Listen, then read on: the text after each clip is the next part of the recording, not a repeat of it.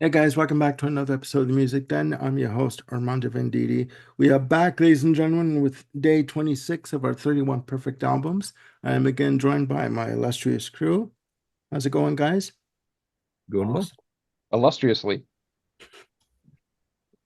Wonderful, wonderful. To make things official, I will introduce everyone as I see on my screen. We have Mr. Bill Schuster. How's it going, Bill? Armando, doing well. Thank you. Good, good. We have Mr.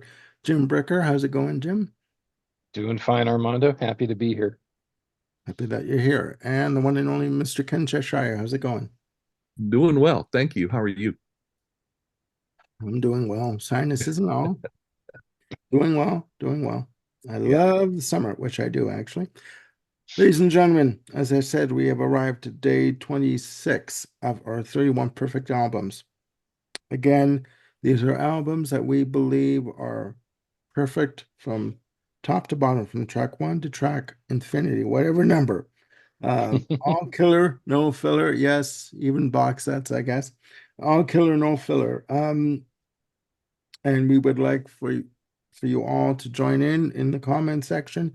Please, once you see these episodes, give us your opinion of an album that you think, for whatever reason, doesn't have to be really deep philosophical reason or, just anything too intellectual. An album that just makes you feel good. Yes, Taylor Swift is included. All right. So to kick off this episode, as I see here, eeny, meeny, miny, mo, we're going to go with Jim Bricker for Hello. this episode. Okay, so still in 1985. I want to see if you guys can guess which album this is just by a four-word description. Startling, atmospheric, joyful, and haunted. 1985. Donny Osmond. Ken, that's a heck of a guess, but boy, you're wrong. It's a Barney album, isn't it? Barney wasn't around then, I don't think. Okay. But again, another good guess. Bill, Yeah, I'm stumped. you're stumped? Okay. Uh, I'm kind of surprised this hadn't been mentioned because I think this ends up on certainly most people's list of like greatest albums of the 80s. And for me, it's just perfect. Uh, Hounds of Love, Kate Bush. Oh, Uh, okay. Makes sense. um, Yeah, so for those not familiar with it, it's basically an album of two sides. Side one, five, we'll call them standard tunes, but they're all great. Kicking off with Running Up That Hill. Thank you, Stranger Things, for renewing interest in Kate. Um, and they're ending with the epic song Cloud Busting, which has this fantastic video featuring the late Donald Sutherland. Um, Side two, though, of this album, the seven songs that comprise that is the meat of the Hounds of Love album. It's an album, it's a side-long suite called The Ninth Wave. And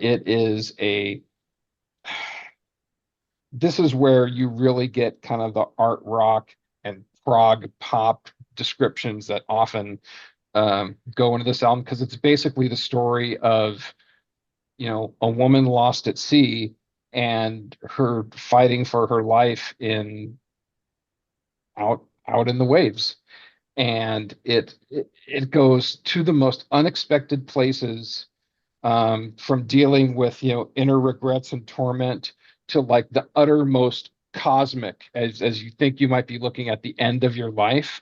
um, and when I was in college when this came out, and folks in the dorms had this, and they would play it, and it's just like, I've never heard anything like this. This is just completely unbelievable. And I remember going on a road trip with one of my sons, and he had never heard it, and he's like, I don't know if I like female musicians, Dad. And I'm like, well, let me change your mind with this, son. And by the time we got to Jig of Life, he was sold that this was like the greatest thing he had ever heard. So much creativity, so much drama, so much passion. It defies any kind of easy categorization. For those who've only heard Running Up That Hill, it's the tip of the iceberg. You know, the the bulk of the album is everything that's beneath that surface that you don't see when you only look at that tip. It is just an absolutely phenomenal listen that will transport you to all kinds of places you hadn't even probably dreamt about. And if you haven't been nearly brought to tears when listening to the Ninth Wave, I'd suggest you're not listening close enough. Ooh, That's my choice for day 26. that's a hell of a statement to make. Okay. I'm going big or going home. You heard it here first, folks. He's going big or he's going home. Right. All right. No, I've just quickly, I I want to dive into the album. I know the hits, and I did an episode, an album review of the Red Shoes, Mhm. a few months ago, which I love that album, and I want to dive into this album too. So yeah, yeah, Highly recommended. really good choice. All right, eeny, meeny, miny, mo. Let's see. Okay, Bill, over to Right. you. All right, thank you, Armando. Well, since you said box sets are eligible, I'm changing my entire list and I'm starting over. My first choice is Star Time, James Brown. Mic drop. Okay, no, I'm not. If we were doing box It's sets, that over. would absolutely be there. But Oh my Yeah. God. Okay. no, I'm going for an artist that has been mentioned 3 times already by all 3 of my comrades here. 2 different albums have been mentioned, one of them twice. They were all in the 80s. This is 2004, where I'm still at. This was sort of a reuniting of the 2 primary creative forces of this band, Roland Orzabal and Kurt Smith. This is Everybody Loves a Happy Ending by Tears for Fears. And this is my favorite Tears for Fears album. Magnificent.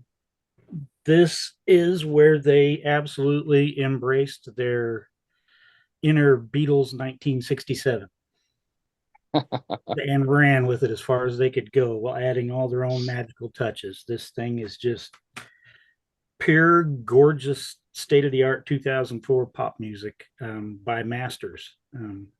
Charlton Pettis is the co producer and co songwriter on much of this material. He plays a very important role here.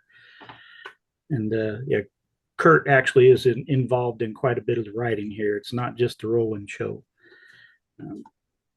Yeah, these are all just, each one is a very distinctive song, but they're all perfect pop gems. The Boys in 2004. I got this accidentally. I was in Walmart and I was at a period where I was looking at old artists I haven't heard from in a while and seeing what they were up to. And it just happened to be there on the shelf. And I'd recently had success with Jupiter's Darling by Heart and decided to go for it and popped it in the CD player. And I didn't want to stop. I wanted to keep driving and not go home. And it caught me immediately. In a just world, this thing would have been loaded with hits. Because to my ear, it is. These are hit songs. These, wow. Yeah, if you don't mind them wearing their Beatles influence on their sleeves, if you like Tears for Fears and you like the Beatles, you got to hear Everybody Loves a Happy Jesus Ending. Christ, yeah. It kind of flew under the radar for a lot of people, but and they've eventually came around to a follow-up album, but it's the only one, along with a few songs along the way here. So they haven't exactly been prolific since their reunion, but after a masterpiece like this, it's understandable. We got to recharge the batteries a bit. So yeah, Tears for Fears, Everybody Loves a Happy Ending, 2004. Great album. And a lot of times when I'm just in a certain mood, I'll put on Call Me Mellow and just Oh let it yeah, play on repeat. yeah, Just repeat. yeah. Even Secret World. Yeah. Oh my God, The thing is, you guys say the song titles, I instantly hear them in my head. majestic. That says a Yes. lot. It's just That's right. Yeah. effortless. Yeah. No, no, just a quick note that they were signed briefly to Arista Records for that release. L.A. Reid, who headed up Sony at that point, wanted to sign them, and they agreed because they were looking for a record deal. Well, they did test pressings of the album on vinyl. And uh, when Sony went through a shift in management, when L.A. Reid was ousted as head of Sony for whatever reason, they were dropped from the label, and they signed a deal with New Door Records, a smaller label. But that album is just flawless. It is unreal, unreal. So, really good choice. Really good choice. I need a cigarette after that. Jesus Christ, my God. Um, okay. Jesus. Okay, over to Ken for yours. All righty then. I'm gonna take a jump to 18 months from yesterday's contribution with an indie band that has one of my favorite names, Toad the Wet Sprocket. Um, taken from a Monty Python skit, no less. This is the third album. This is probably their most successful commercial album. Um, and it's one of those rare albums that has the perfect opener and the perfect closer. And then you got all some wonderful stuff in between. You put on the album, and the first track is Walk on the Ocean. You've got acoustic guitar, bass, mandolin, accordion. It's got sections of mixed meter, wonderful harmonies.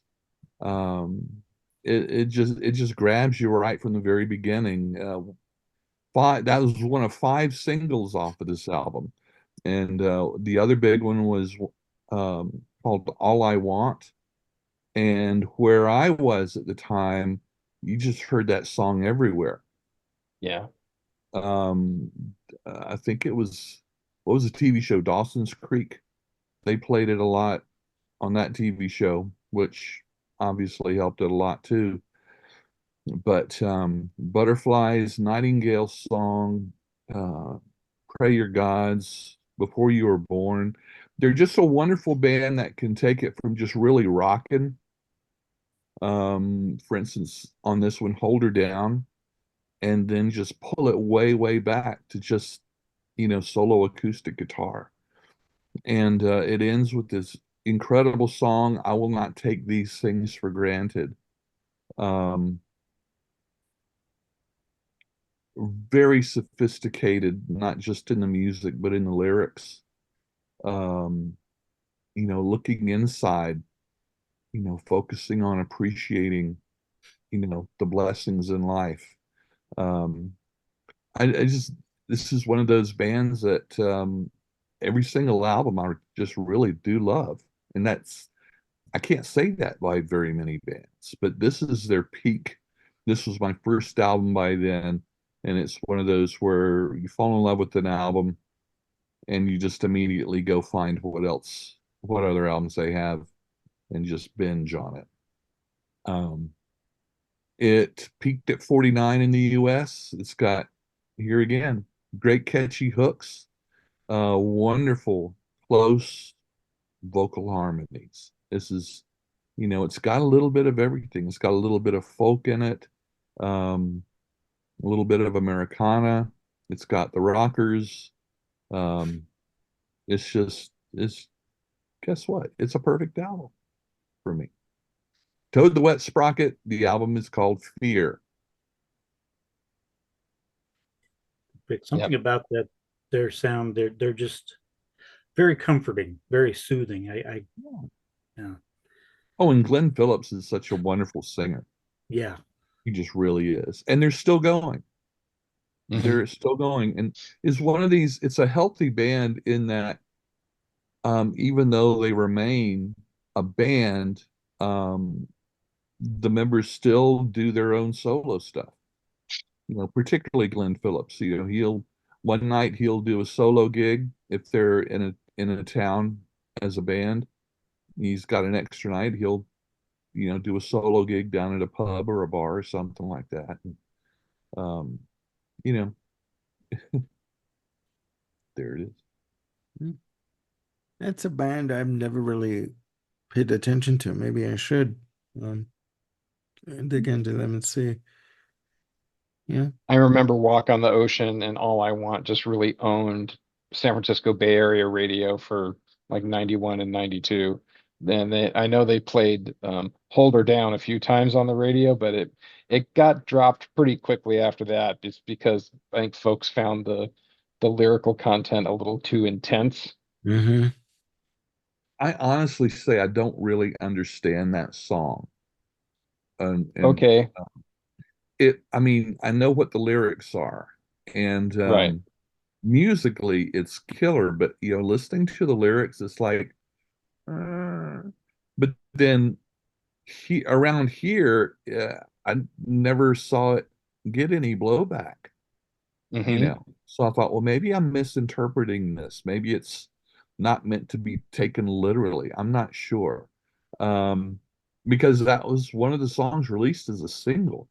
Yeah, Uh, that was the weird decision it's given odd. the Yeah, story that's behind the song, and yeah. Maybe it's just me. Um, All right. All right. Ladies and gentlemen, my pick for day 26, we're sticking in 1995. We're going with Alanis Morissette's Jagged Little Pill. This is her third release. Her first two releases were done for MCA Canada, that were in the dance vein, dance pop vein. She didn't want to stay in that lane at all. She wanted to branch out. She signed with Maverick Records, Madonna's label, Warner Brothers, hooked up with Glenn Ballard as producer, and just released this album that was just, where the hell did this come from? People seem to think that, especially in the States, that Jagged Little Pill was her debut. It was not her debut. right. It took off for her, but it was not her debut. 12 tracks, 6 singles from the album. Again, you know my view on over saturation of the market of singles. I'm looking at the track listing here. 3 singles on side one, 3 singles on side two. Um, Starts off with All I Really Want. It's just she at this point wanted to establish herself as a pop rock artist, as a harder edge artist. She did.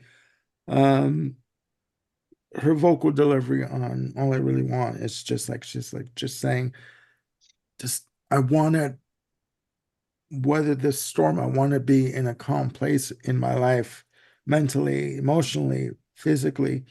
I want some I don't want yes people around me. I want people to tell me the truth. Then it goes into You Ought to Know, the first single. I won't even say who it's dedicated to, but featuring Flea and Dave Navarro from the Red Hot Chili Peppers on guitar. Yes. And bass. Perfect. Track 3 is, just saying to yourself, it's okay that you're not perfect. You don't have to be the dutiful kid or the dutiful individual that has to follow everyone's rules. Hand in My Pocket, the second single.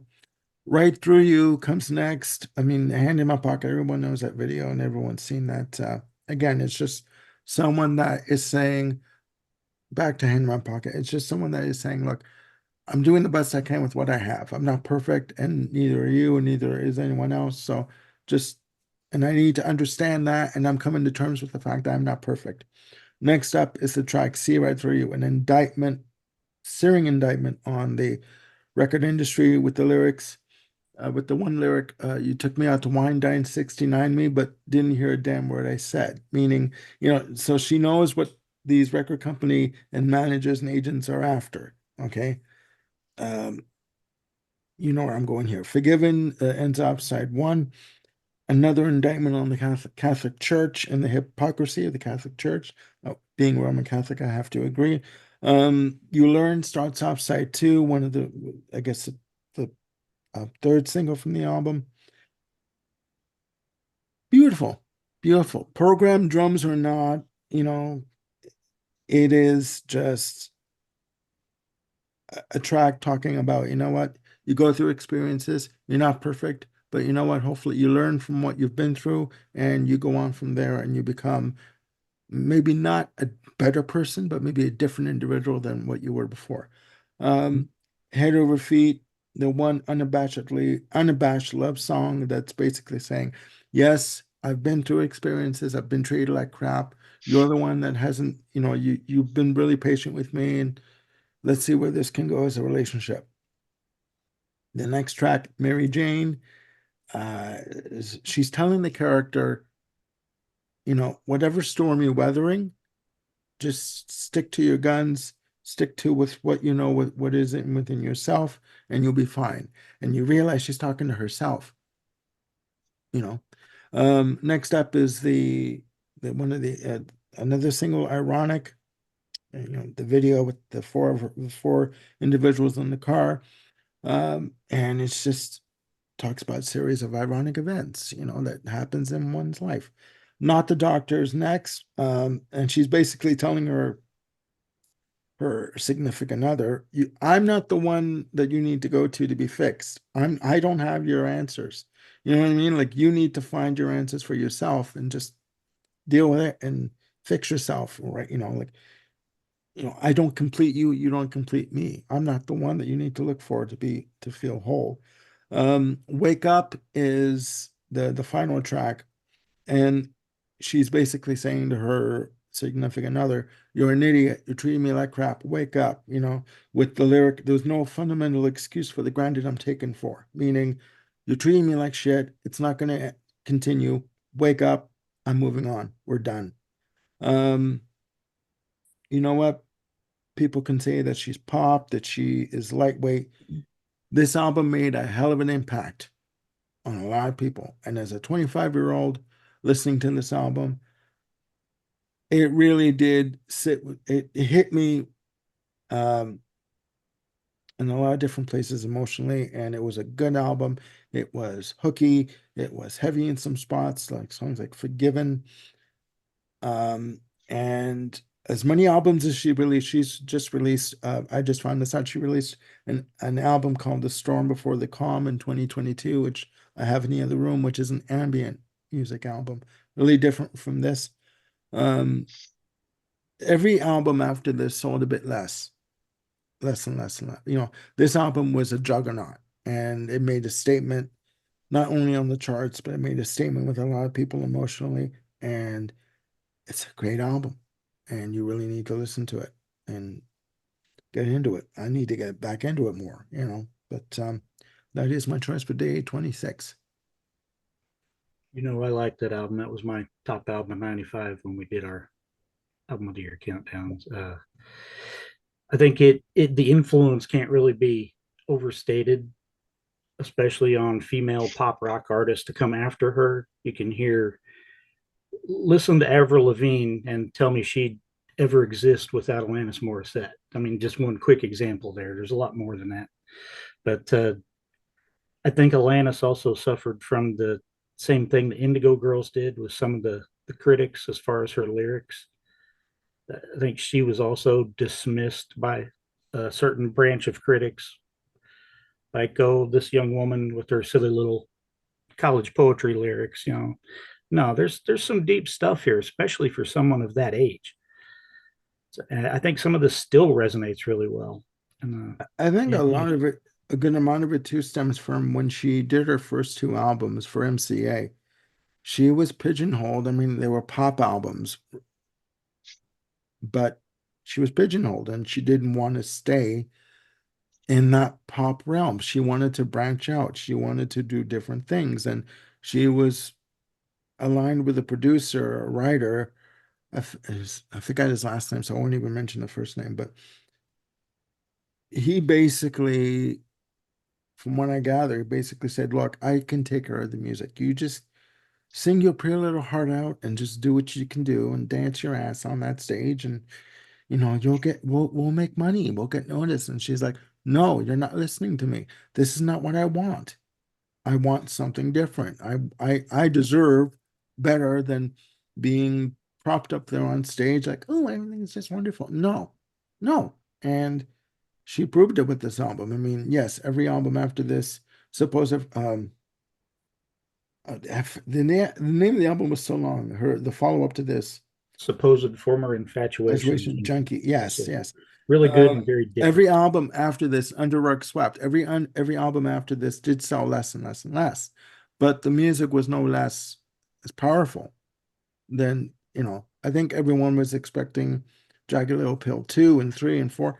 She wasn't going to do that. So, right? And no artist does that, in terms of if you want to be taken seriously. If you want to cash in, okay, you're going to do what is expected of you. If you want longevity in your mind and in your heart and soul, you're going to do whatever the hell it is you want to do, and hopefully people will understand. If they don't, well, then that's their issue. It's not yours, and that's the mentality she took. But anyways, what do I know? I'm just a music fan, right? Ladies and gentlemen, there you have it, day 26 of 31 perfect albums, right? Ladies and gentlemen, please, again, we would love to get a dialogue going about these selections, and also please put in the comments your selections, what you think is a perfect album. And again, it doesn't matter what genre it is. If it's country, if it's disco, if it's soft rock, yacht rock, whatever, it doesn't matter. As long as you like what it is that you like, and you don't know any explanation or justification as to what it is you like and what you think is perfect. It does not matter, okay? We would like to get, again, a dialogue going about this and engage and just, maybe you've learned something new. Maybe we've learned something new, right? You never know. That's the beauty about music. You never stop learning, right? So, for my illustrious panel, for Ken, Bill, and Jim, I am Armando, signing off on episode 26. We will be back with episode 27, or day 27 of 31 perfect albums on the Music Den. Have a good day. Please look after yourselves and one another. We'll see you soon. Bye for now.